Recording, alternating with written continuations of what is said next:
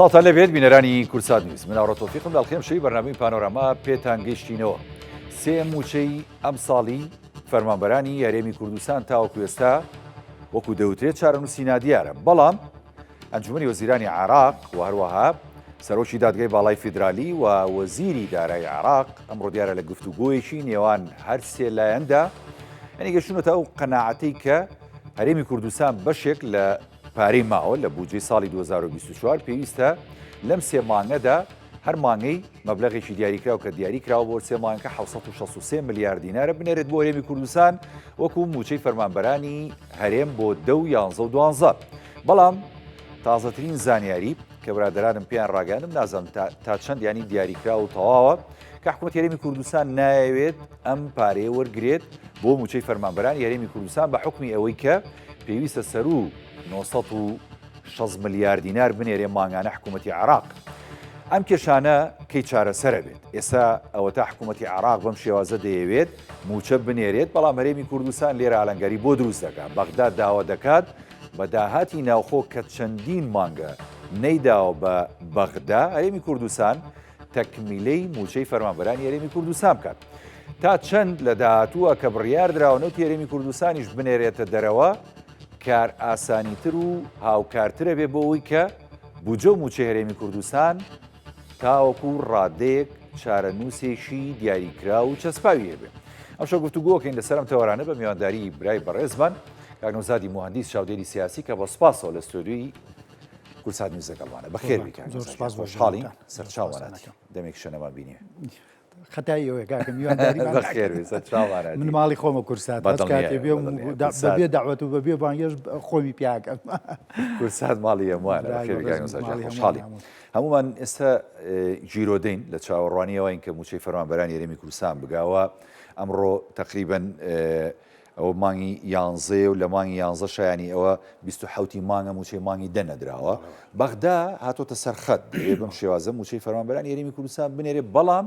ئەو تا هەرێمی کوردستان ینی هەنگاو نانێ و دەیەوێت کێشە و ئەلەنگاری دروستکەن. خوێنەوەتان بۆم بابەتە چی ینی بۆ وای ماوە بۆ وای لاتۆ کاک نەوزاد؟ زۆر سپاس بۆ جەنابتان.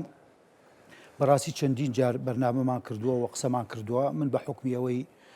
کە قسەی ئیداری ئەەکەم لەبەرەوەی بۆ خۆم خاوەنی 33 ساڵ خزمەتی وەزیفیم دەرەجەم خەبیرە و مدیر دایرە بووم و مدیر دایرەی گەورەش بووم. لەبەرەوە وەکو ئەڵێن لە ئەلفۆ تایە ئەگەر زۆریش نەبێ تا ڕادەیەکی باش لە زانیاری ئیداریم هەیە. لە ئیداریە من هەمیشە وتومە وەلایەنگری ئەوە کە لە ئیدارەشە ئیدارە بۆ خۆی فەنە و عیلما و زانستە و ئەگەر عیلم و زانست بە ڕێزکە زانستەکەی خۆیان ڕۆی هیچ کاتی غەڵەت قبوڵ ناکە. بەڵام هەچ کاتێکیش لە هەر وێرزگەیەکە لە هەر قۆناغێکە غەڵەتێکی بچووگلار بوونەوەیەک خواردبوونەوەیەک نیەتێکی خراپ هەبوو هەموو پرۆسەکە تێگەیە و ئاسانیش بە ئاسانیش نایەتەوە سەر ڕێژکەی خۆی و نیەتەکانیش لە پشت ئەوانەشەوە نیەت زۆر مهمە کاکاوڕێ. من ئەگەر بمەوێت لەگەڵ جەنابتان ڕێبکەوم و گرێبەستێ بکەم و پابەند بم پێوەی ئەگەر نیەتێکی ڕاستەقینەمە بێ ئەوە سەرکەوتووە بێ. بەڵام ئەگەر نیەتێکی پاشخانێکی خراپم هەوێ و بیرێکم لە لای ئەوە بێت چۆن دەستکە و زیاتر بەدەست بێن و چۆن حسەی خۆم و پشتی خۆم بۆ خۆم لا بدەم و وا بکەم هەچی لە لای تۆیە بۆ خۆمی بسێنم ئەمە شتیوانە. ئەم نیەتە خراپە لە هەرێمی کوردستانەوە بە دیەکرێ کاک نەوزاد؟ ئەوەی کە خوێنومانەتەوە بۆ ئەوەی من جارێکی کەژەڵێم و دەیان جاری شوتومە هیچ کاتێک ئاواتە خوازی ئەوە نیم کە هەرێمی کوردستان بە زەلیلی بە وەکوڵێن بە لاوازی بە ئەوە لە ژێر هەڕەشە و گوڕەشەی هیچ کەسێکا ببینن. یان ئامادەژ نین ناشرینی بکەین بەڕاستی ئامادەژ نیم بچووکترین خەلەل یا بە نێگەتیفانە باسی بچووکترین خاڵیشکەم ئەگەر هەبێ. بەڵام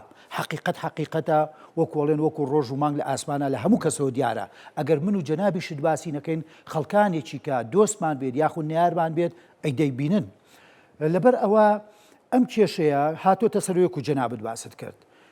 من هەمیشە وتومە هەموو حکومەتێک لە دنیادا بە گەورەوە بە بچووکەوە بە پێشکەوتوو بە دواکەوتەوە دوو ئەرکی زۆر سەرەکی لەسەرشانە لە بەرامبەر میلەتەکەی خۆی لە بەرامبەر کۆمەلگا وڵاتەکەی خۆی. یەکەمیان پاراستنی ئەمن و ئاسایشی هەموو دەوڵەتە بە کۆمەلگاکەوە بەگشتی لە ناو ئاسایشەکەشە دابینکردن و فراهەمکردنی خۆشگوزەرانیە بۆ تاک بە تاک خێزانەکان کۆمەلگاکان.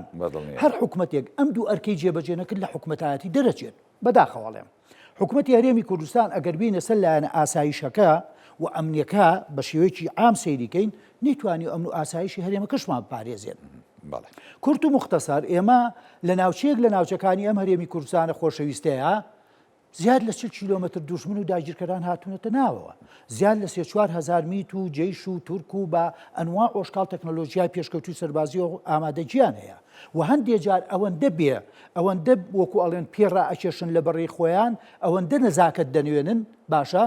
هەڕەشە دەکەن لە وڵاتەکەی خۆتا ئەگەر وانەکەی وا دەکەم ئەگەر فلان بڕیار بەدڵی من نەبێ وا دەکەم کاریگەریان هەبووە بەڵێ هەیان بووە و لە هەموو پرۆسەکانی شاوجوتیان هەبووە بەڵام خۆشبەختانەش لایەنێک یاخود چەند لایەنێکی سیاسی چەند خسەرکردەیەکی سیاسی ئەسڵەن حسابیان بۆ ئەو هەڕەشە و گڕۆشان نەکردەوە و توانیوانە بەرنامە عێراقیەکە کوردستانەکەی خۆیان جێبەجێکن و بە مەسلحەتی میلەتەکەمان بشکێتەوە بە دوور نەکەمەوە لەو مەوزوعە حکومەتی هەرێمی کوردستان هاتوۆتە سەر ئەوەی کەوە کووتمان ئەوە بەداخەوە لایەنە ئەمریکەی نەپاراستووە لایەنە خۆشگوزەرانەکەش کە بریتیە لەناو ئەم هەموو خۆشگوزەرانیە کە وەکوڵێن جوگرافیایەکی گەورەیە باشە سەرەکی ترینیان بریتە لە دابینکردنی موچەی ماگانە کە ئەمە تۆ حکومات بەچیە ڕوابەڕێوە کاکە یەکە بە بودجە بە پلانێکی پێشوەختە بە کارمەندەکانی یعنی بە سەرچاوە مرۆیەکەی کارمەندەکانیشی پێویستی بۆ ژیانی بۆ دابینکردنی باشە کەواتە تۆ هەچ کاتێک هەچ حکومەتێک لە ئیدارە و لە بەڕێوەبردنا ئەو سێ کوچکەیە یەکێک لە کوچکەکانی نەما خەلەلی تێکە و کەواتە ئیدارەیەکی فاشل و سەرکەوتووە سەرکەوتو نییە لێرەیە وەکو وتمان سەرەکی ترین ماف بریتێ لە دابینکردنی موچەی مانگانە لە 30 ڕۆژدا باشە ئەو موچەی کە من و تۆ وەری ئەگرین یا هەر کەسێکی کە وەری ئەگرێت بۆ 30 ڕۆژدانراوە کاکاوڕێ نەکراوە بۆ ئەوەی تۆ بۆ نمونە من ملیۆنێ دینارم هەیە بۆ مانگێک بە پێی شەهادە و بە پێی خزمەت و ئەوانە گەشتومەتەوە بەشی مانگێک مەکە بۆ خۆم و خێزانەکەم نەکراوە بۆ 6 ڕۆژ بەشی 6 ڕۆژکە ناشکایی سەیری ژیانەکە بڕۆ تا بڕۆ سەی بازارکە بڕۆ سەیری ژیانی خەڵکە بڕۆ کاسبکارەکان یانی بڕۆ هەچ دەرگایەک ئەەکەیتەوە ینی ئەناڵێنێ بەدەست ئەم بێپارەیە و ئەم بێموچەیە ئێمە چێ دروستی کردووە و جەنابتەڵی حکوومەتی هەرێمی کوردستان لەگەڵ ئەوەی کە حکوومەتی هەرێمی کوردستانم کێشانەی دروست کردووە و تا ئێستا ژامادە نیەم بابەتە لەگەڵ بەغدا ڕاست کاتەوە ئێمە ئەزانین کە بڕیارێکی گرنگمانەیەکیش بڕیاری دادگای باڵای فدرالی عێراق لەسەر بابەتی موچە ڕێگە چارەکانی زۆر ئاسان کردووە خۆتا بەغدادیش بامان شیوکاک نەوزادیانی لەسەر خەتە ئەی بۆ هەرێم نایەوێت ئەم ڕێگا چارە ئاسانانە لەگەڵ بەغدا یعنی شەنوکە و کات و لە بەرژۆنی فەرمانبەرانی هەرێمی کوردستانێک لای کاتەوە کورت و مختصر کاگە هاوڕێجیان وەکو وتم ئەو کەسەی کە نیەتی موسبەقی ڕێنەکەوتنی هەبێ دەیەوێت دایما هەمیشە لە ئاوی لێڵە مەلە بکە هزار یەک مبەڕیژێنێتەوە بۆ نمونە من لە ئیداریم کاکە پێش مانگە گوتیان ئەخیر مۆعید 2011 ئەو کەسانەی کەوا بایۆمەتریان نەکردو خۆیان تۆمار نەکردو لە خارجن لە چۆن نەخۆشن چی ئەبێ جێبەجێکەیت ئەوە 2011 ڕۆی ئەوەی نەیکردووە من حکومەت بم من بڕیار بەدەست بم تەواو معاشەکە دەبڕم چکە تۆ بۆ معلوماتت کاکە ئەم بایۆمەتری هەمومان دەزانین و فەرمانبەر بووین لە مانگی 6 یا 2016 دەستی پێ کردو معقولە تۆ بە ماوەی تقریبەن وانزیی هەر ساڵ تۆ نەتوانیت هەموو موچە خۆرانی خۆت جێبەجێکەی ئەمە یەکێکە لە خەلەکان خزمایەتی خزمێدا دۆستایەتی بندیوار هەموو ئەمانە وەکوڵێن وەرگرتنی پارەی حرام بۆ جرفانی خۆ هێنانی خەڵکی دەرەوەی هەرێمی کوردستان و ناودروستکردنیان بۆ مەسلحەتی دەنگان و انتخابات و کۆکردنەوەی لە خۆت ئەمانەی کێشەی بۆ موچە خۆرە حەقیقی ڕەسەنەکەی هەرێمی کوردستان ئەوەی کردووە باشدا ناحقی نییە کە بۆ مناڵی موچەخۆری حەقیقیەوەی کە جەنابیش تاماژەی پێدی ئەڵە 600 و ئەوە نەهزار موچەخۆر ینی کاتەمە تەواوە و زۆر جار باسی ئەوە ئەکەن کە گەندەڵیەک هەیە لە بندیوار باشە کاک هاوڕێ من بۆ خۆ مدیر دایرەم و ئەمەش ئەلێرەوە ئەڵێم و زۆربەی مدیر دایرەکانیش مناقەشەم کردوون برادەر و دۆست و ئەوانن لە هیچ دائیرەیەکی مەدەنیا بەڕێزەوەم قساکەم ئەن تاعنی هیچ لایەنێک و وەزارەتێک ناکەم لە هیچ دائیرەیەکی مەدەنیە کەس ناتوانێت یەک کەسیش بە بندیوار تۆمار بکەوە بیشارێتەوە هیچ مدیرێک هیچ مەسئولێک لە دائیرەکانە بە مدیر عامێکەوە ناتوانێت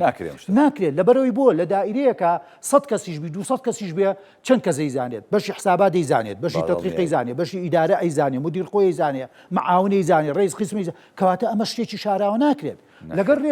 لەگەر ڕێزمەم قسەکەم زۆر ڕێزم هەیە بۆ وەزارەتی سەربازیەکان و ئەمنیەکان کە وەکو باسیەکان زۆربەی خەلەلەکان لەو وەزارەتانەیە جا لێرەوانێت تکاو ڕژاکەم یعنی هێزی پێشمەرگەی حەقیقی ئەو پێشمەرگە قارەمانانەی کەوا شەو ڕۆژ لە سنگەرەکانە سەرما گەرما برسێتی بێپارەی بێموچەیی دوو لە ماڵ و مناڵ دەوامی خۆیان ئەکەن ئەوان ئێوە غەدر لەو کەس دڵسۆزانە ئەکەن بۆ هەندێک کەس لە بەربەژۆندی هەندێک مەسئول ئەوان ئەکەنە بندیوار و عەدەدێکی زۆر دا ئەمەزرێنن بە پێچ و پەنا ئێمە ناکرێت کاکە خۆی گرفتەکە ژۆی کاگنۆزار یانی تۆ بۆ نمونە بەغدا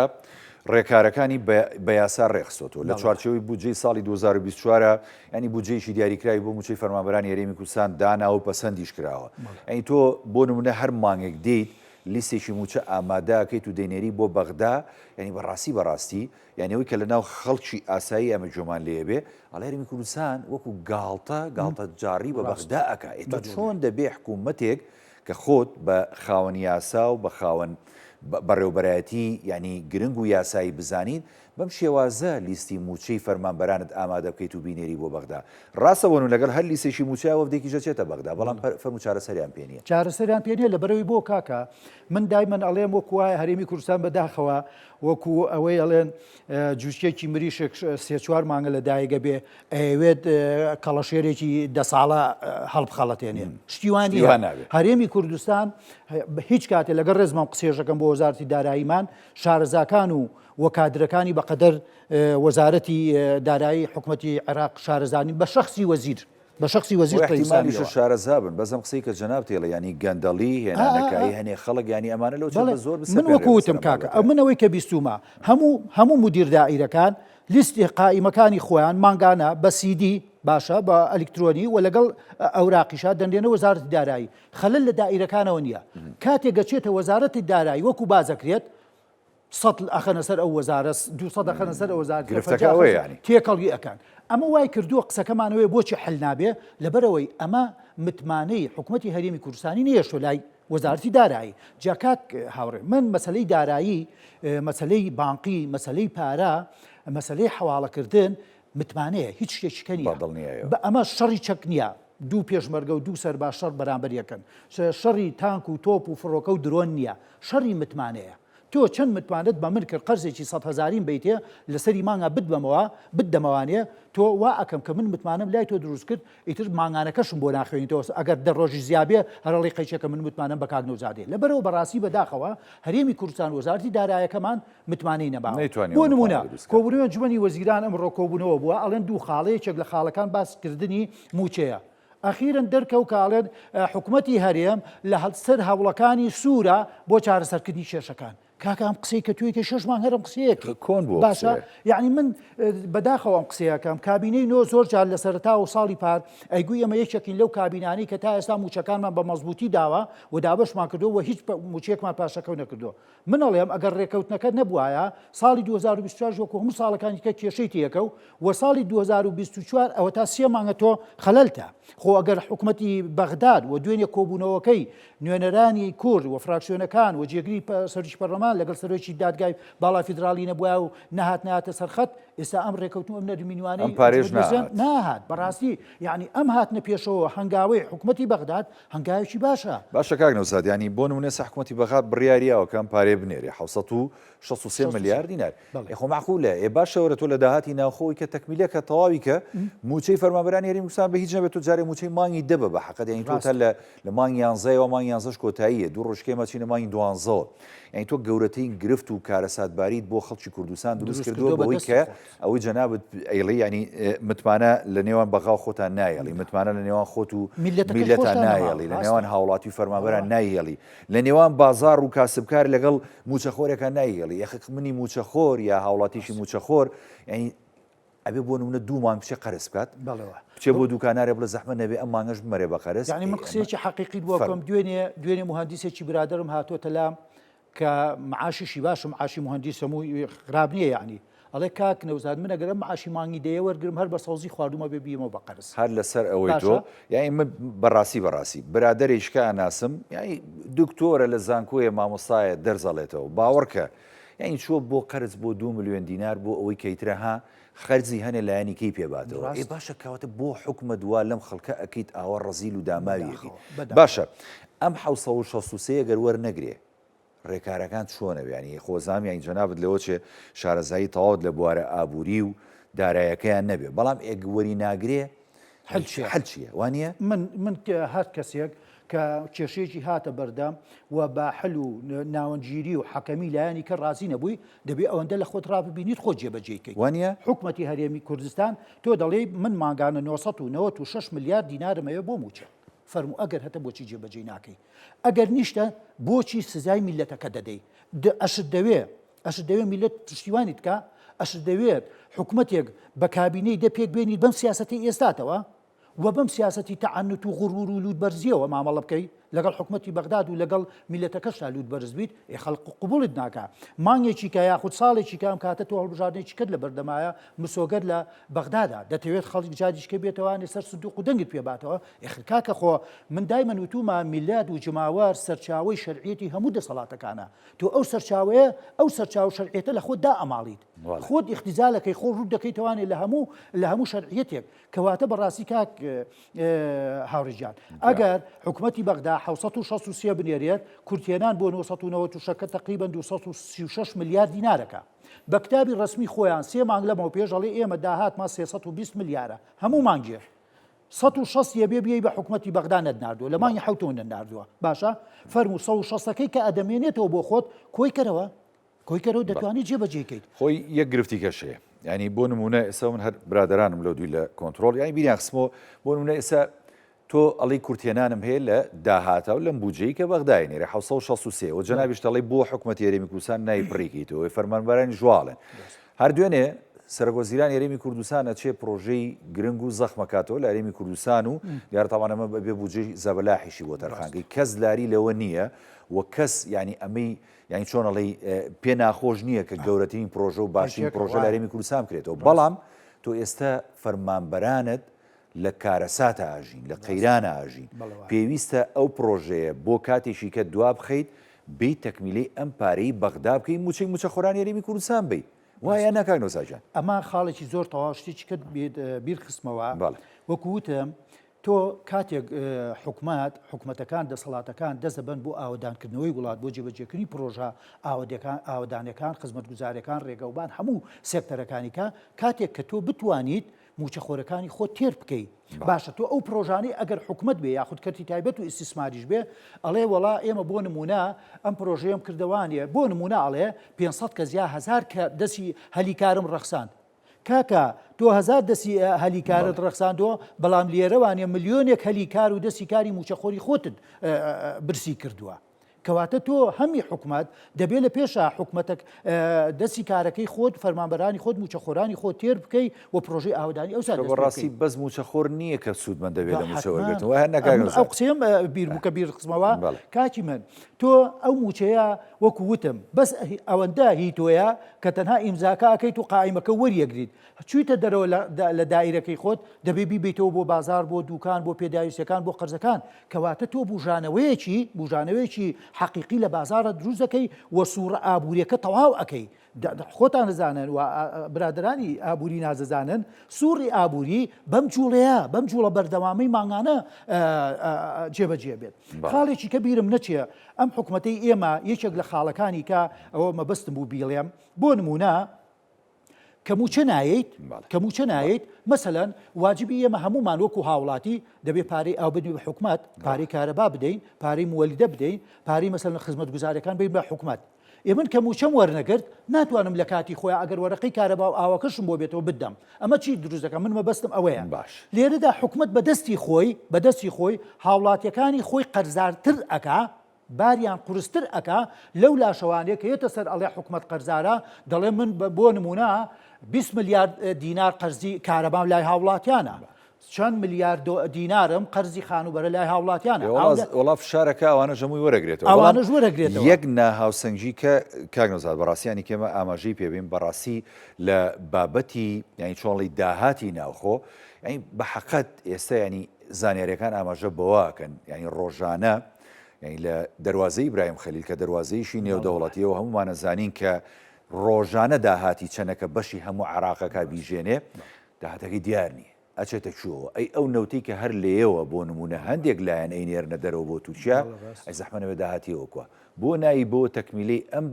بودجەی بەغدا بکەیت و موچەی فەرمانبەرانی هەرێمی کوردستان بێ بەڕاستی بڕاکەی کاوڕێ لەو پەڕی قەیرانی دارایە کە ئەتوانی کە ئەیانوت قەیرانی داراییە حکوومەت هێرێمی کوردستان دەتوانی موچە بەبێ پاشەکەوت ئەمە بە حەقیقەی و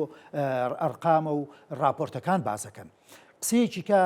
کاوڕێ مەسلەی موچە کورت و مختصری بکەینەوە لەوە کەواتە بۆ چارەسەر با بگەڕین با هەر ڕەخنە نەگرین وەکو ئەڵێن هەر ڕەخنە ئەگرن و هەر لایەنگری حکوومەتی عێراقیەکەین و خۆی مواقعیان باسی بابەتەکانەکەی بەڕاستی چکە خەمێکی گەورەیە بەڵێ خەمی سەرەکی کاکە ئێستا وەکو بە پێی سەرژمێریەکە دەرکەوتووە شکر بوون بە 1,500,000 6 ملیۆن و 500 ئێستا قسە هەیە ئەڵێن بەداخەواڵێن ئەو 6 ملیۆن و 500 ملیۆن و شتێکی خۆمانە نییە بابدانی با 5.5 با 5.5 بین تۆ 1,250,000 ژینت هەیە کەواتە تۆ یەک لەسەر 5 میلەتەکەت برسی کردووە یەک لەسەر 5کەش باقی ئەوەی کامێنێتەوە مناڵە کاکە ئەوەیە کە سەبەیە کەواتە تۆ لانی کەم هەموو کۆمەلگای کوردەواری تووشی قەیران کردووە قسەیەکی کەم با بیر نەچێ هەر لە بواری جێبەجێکردنی پرۆژەوانە من وەکوتمە و برادێکە دوێنێ باسم کرد هاتە لام باسی پرۆژە و دایرەکان دایرێکی یعنیەوەیە سەرپەرشتی پرۆژەکان و ئیسیسمارواناکە وتم ئیشوکاری ئیسیسمار و بەرهێنوانە چۆنوتی کاک نوزات نایەن یەک کەس پرۆژەوە ناگرێ لەبەرەوەی حکوومەتی هێرێم سلفەکانی نایەتێ پارەی بۆ سەرف ناکە بەڵام لێرەش جیاوازەکەوەیە لەولا لە مەنتیقا خۆش بەختەکە وەکو ئەڵێن باشە مەشروع زۆرە پارە زۆرە بە جەڕڵ قەلەمێکی سەرۆگۆزیران سەرفە بێ لێرەش خەڵک ناتوانێت پرۆژێکی ئاودانی جێبەجێ بکە ئێ باشە ئەو بەڵێندەرە ئەو مستەسمیرە ئەو مقاولە کە پرۆژەیەک جێبەجێ دەکا خۆ ئەمە هەمووی لەسەر وارداتی حکوومەتی هەرێمی کوردستانە کە حکوومەتی هەرێمی کوردستان تۆ نەتوانی موچە بیت ولو لاشوانی پرۆژەی ئاودانەکانت پەخستکەواتە وڵاتت وێران کرد وڵات بەرەو وێرانی دەڕوا وڵات بەرەو برسێتی ڕوا برەو بەرتاوانە بە حەقەت لە کەرتی تایبەتیش یەک دنیا موچەخۆر و ینی فەرمانبەر هەیە لەو کەرتۆ ئەمەی ڕاستەکە جەناب دامەژەی بووەکەی ئەگەرم کەرتەش بەگەخەی ئەی زەحمە نەبێمانە چۆن بژین کەرتی تایبەت باش من لایەنێکی کەش ئەمە قسەیەکی جوانە وەرە کەرتی تایبەت یەکێک لە مشکلەکانی بۆ نمونە دەوڵەتی عێراقی شوایە من بۆ خۆ دەزانی متابعم دوێنی جۆم لە مقابلەیەک بوو یەکێک لە دیار بوو نابوو بۆ زانیاری زۆر باشیە بوو ئەڵێ بەنەس وتی لێم ببیستن وتی تا 10 ساڵیکە لە هەموو عێراقە تەعینات نییە تەعینات نییە ئەمە عێراق بەڵێ بە شەرتێ بودجەشی زۆر لە هەرێمی کوردستان بەقووەتر و بەهێزترە داهاتیشی زۆرە و ئایندەشی ڕوونە بەڵام ئەڵێ دەوڵات قسەکەی ئەوە کەمەوە ئەڵێ دەوڵەت بەبێ پلانێکی دارایی و ئابووری تۆکمە و زەخم و بەقووەت و بەهێز و عیلمی ناڕوا بەڕێوە تۆ هەموو ساڵێک ئەڵێ ئەو قسەکەیەوە کەم ئەڵێ هەموو ساڵێ نزیکی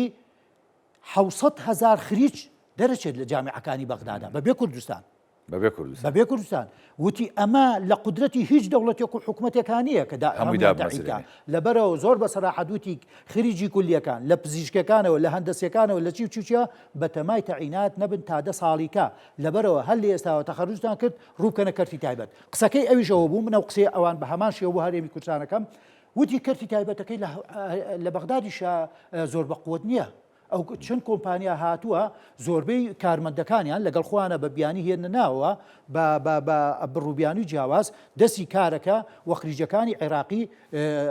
بەگەڕ ناخەن لە هەرێمی کوردستانیش عینەشتە هەرێمی کوردستانیش عینشتە وەڵا لەسەر بابەتی ینی ئەو ژمارە موچەخۆرانە یعنی حەزەکەم چکە داتاکان وا ئەڵێ بەڕاستی تۆ لە ساڵی 2014ەوە ئێمە گە تەماشا بکەین 10 ساڵی ڕێگە سەیریکە ینی بۆ نمونە لەو کاتەوە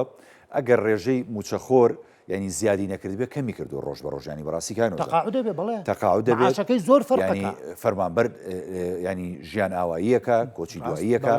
سەفەرەکە لێرە نامێنێتەوە یا هەنێک بە هۆکاری فەسڵکردن لە وەزیفەکانیان نامێنن کاکە وەڵام ڕێژەیەڵن زۆ کەم بۆ تۆ ینی ئەمەنە نییە کە ئێستا حکوومەتی هەرێمی کوردستان ئەم شین و شەپۆڕی بووە کاڵە من ئەوە نەم هەیە کاکە وەڵای 763 بێ بەخوا بەشی موچەخۆراناکە کە ئێستان حەقیقین بە حەقەت ینی ئەمە بەس دوێنێ ئەم ڕۆژتێکم بیست بەڵێن لە هەڵەبجا بە حساب لەسەر کەرتی تەندروستی یا 55 کەس دامەزراوە 75 کەس دامەزراوە لەلایەن باڵادەستەکانی حکوومەتەوە لەلایەن پارتیەوە تەنها 2 کەسیان خریجی سەح بوون ئەوانی کادر و کاکە کەسداری لەوە نییە خەڵک تاین کرێت چکە بۆ نمونە ئەو کەسەی کە ئەو هاوڵاتی ئەو کچەی ئەو کوڕی کە ئەخوێنێ و شادە بەدەسێنێ ینی مەبەستی ئەوەیە کە داب مەزرێ و ینی بژێوی ژیانێک وەربگەی لە هەر جێگەیەکەوە ژیانی دابین بکە من ئەمێ لەسەر ئەو بابەتی ینی موچەخۆری حەقیقی و ناڕاستە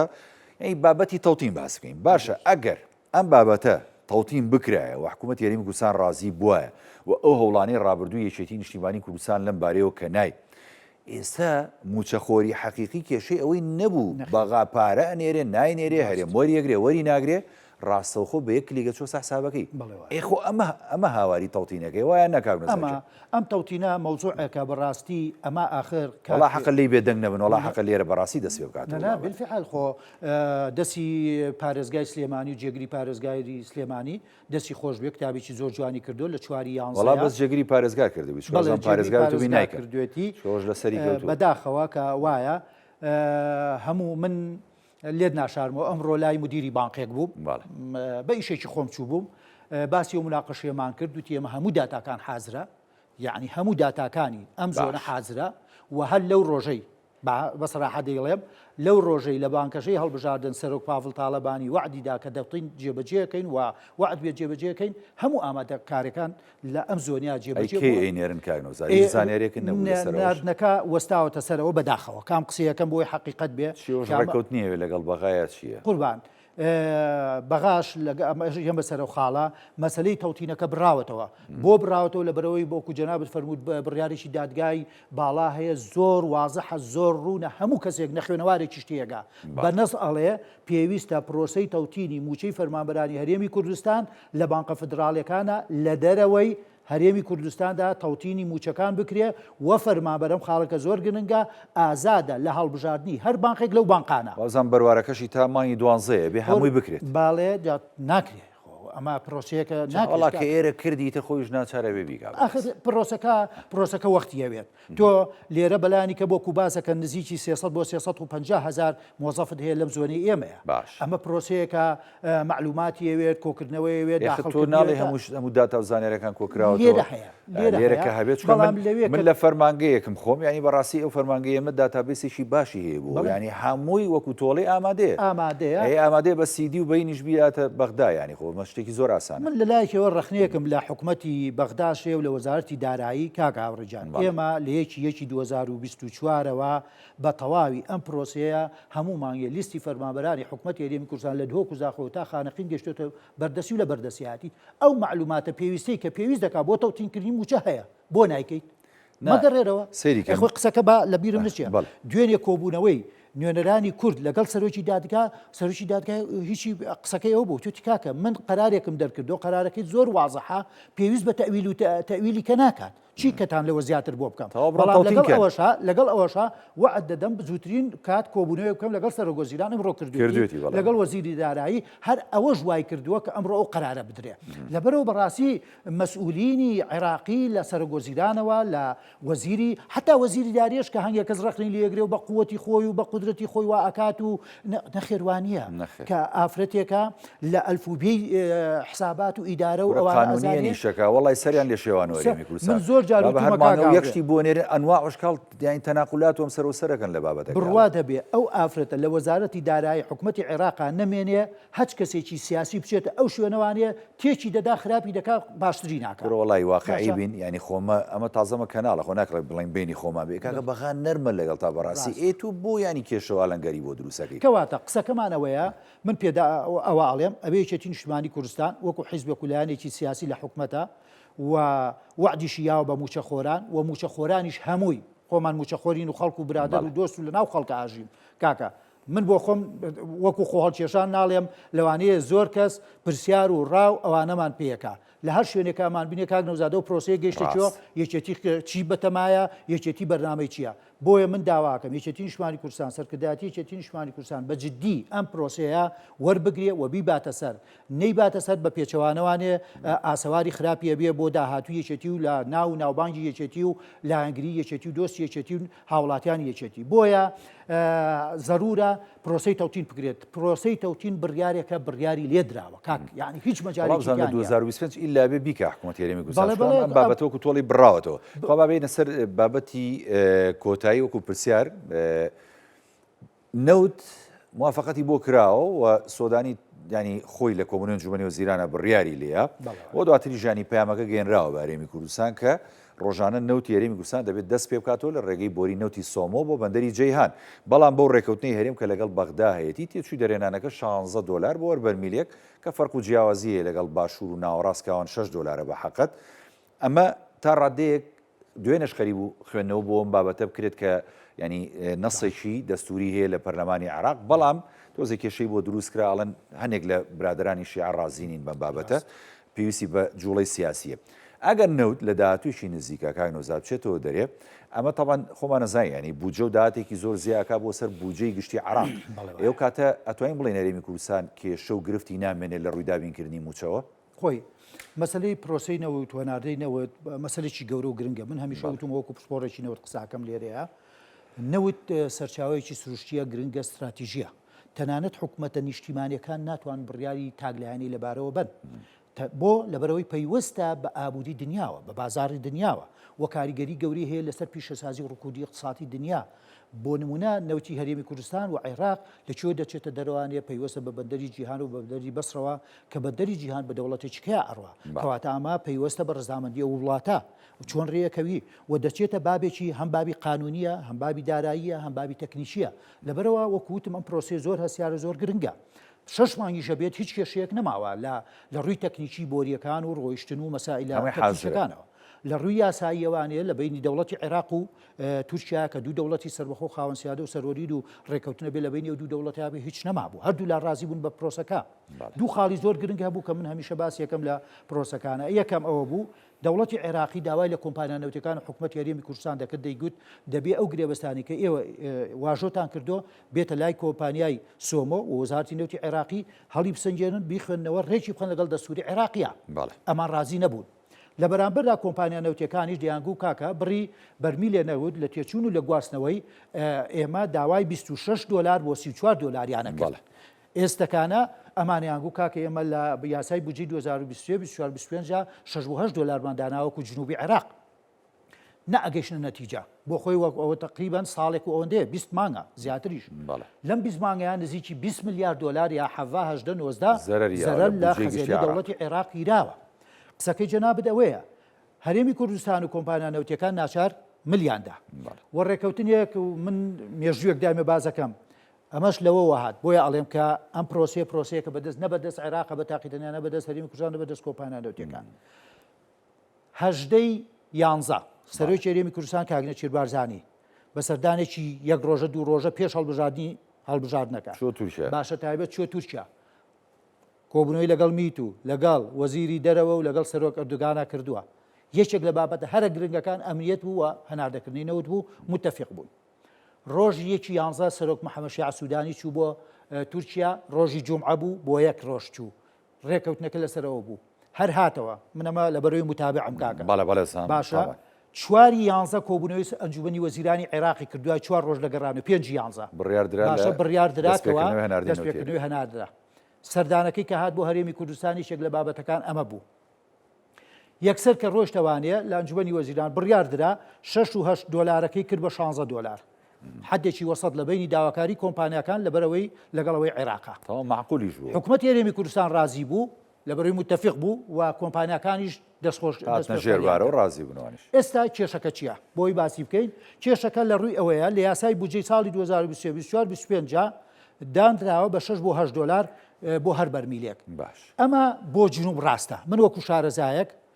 دەزانم کەوا تۆپۆگرافیای فەرقێکی هەیە تێچوونە قوڵاییە شاخ و داخە جیۆلۆژیای ستراکچەری بەردوو ئەوانەیە هەمووی فەرقیە دەبێ فەرقەکە بێ بەڵام نەک فەرقەکەی پێشوو ئەوە ئەمانی 6 بۆ 8 دلارەکە کەواتە ئێستا دەبێت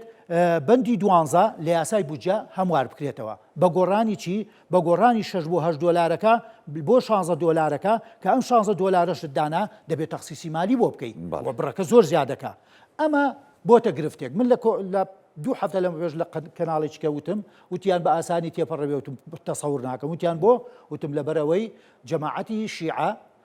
زۆرینەی نەوتی هەرێمی عێراق لە 16 بۆ 7 لە جنوبە لە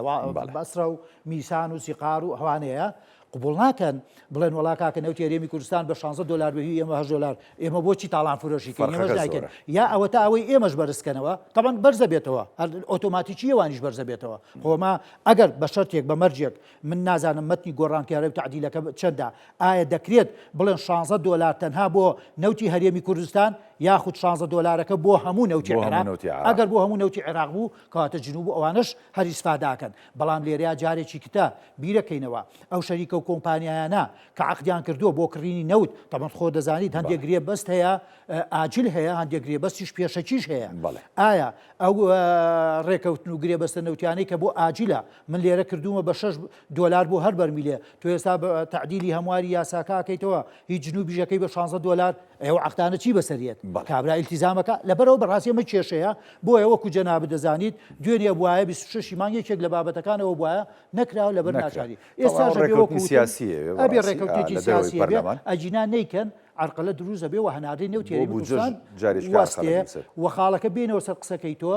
کاتێک نەوتی هەرێمی کوردستان هەناردە دەکرێتەوانێ هەرێمی کوردستان موقفی بەقوە دەبێت لە ڕووی داراییەوە لە ڕووی ئیداریەوە لە ڕووی داواکردنی مافەکانیەوە سوودمەندی ژەبێ لە ڕۆدارایەکەوە حتمان بۆ بە شەرتێک کاکە ئەم داهاتە دەچێتە حسابێکی تایبەتەوانێ بە فرۆشی داهاتی نەوتی هەرێمی کوردستان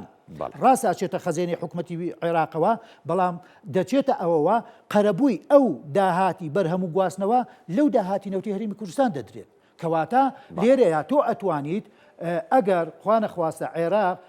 ملی نەدا یاخود ناکۆک بوو یان نەهاتە ژێربار یان موچی لە کاتی خوان نات تۆش حەقی خۆت هەیە بڵێ کاکە ئەوەی کە داوات کرد فەرمەوە نەوتەکەم ئەو کاتە چۆنەڵێک وەکو کوردەڵێ دەنگت دلێرترە بێت دەنگت دلێرترە بێ بێورترە بێت لە قسەکان کاک نەوزادی مهندس چاودێری سیاسی کە لە بەرنامەی پانۆراما لەگەڵمان بووی سوپاس دەکەم ماندوومان کردی وەڵام من حەزمە کرد سەعاتێکی کەش بەردەوام نازانم کار بووە زۆر لەگەڵ جەنابتا زۆر